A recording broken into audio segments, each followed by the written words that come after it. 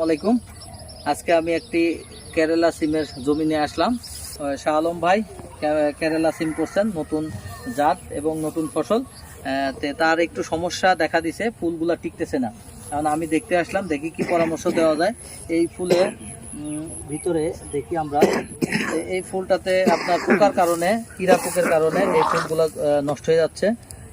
ভিতরে কীরা পোক আছে, আপনার এই সমস্যার জন্য তার এই ফুলগুলো টিকতেছে না।